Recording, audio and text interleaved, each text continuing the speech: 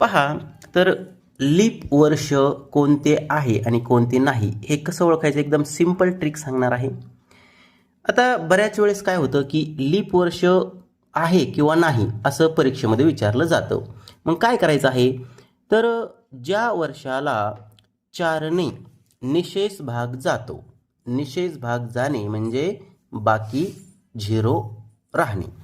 आता बघा, 4 एक 4, 4 पंचे 20, 4 0 0 आणि 4 सक 24. या ठिकाणी बाकी 0 राहिली, पूर्ण भाग गेला, म्हणजे हे लीप वर्ष आहे. 2024 हे वर्ष लीप वर्ष आहे.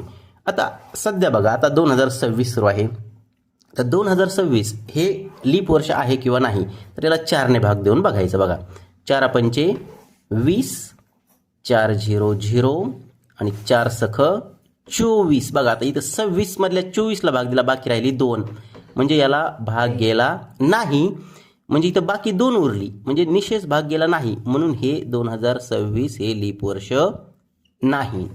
आता खरं ट्विस्ट इथून पुढे आहे बघा. ह्या 2 वर्षामध्ये बरेच जण इथे फसतात, फसतात, आणि परीक्षेमध्ये असेच थोडे ट्विस्ट असणारे प्रश्न विचारले जातात.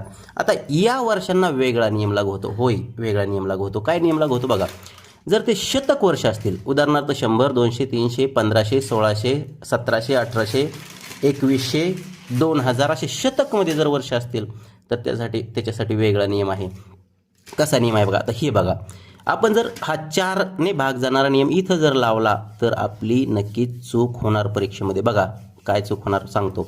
बघा, 4 एक 4, 4 चौक 16, खाली राहिले 3, 3 वर 0 30, 4 7 28, खाली राहिले 2 आणि 4 25. बघा, बाकी 0 राहिले, म्हणजे इथं भाग गेला, पण हे वर्ष लीप नाही. का नाही ते सांगतो. आता बघा, 1900 हे वर्ष लीप नाही, त्याचं कारण सांगतो.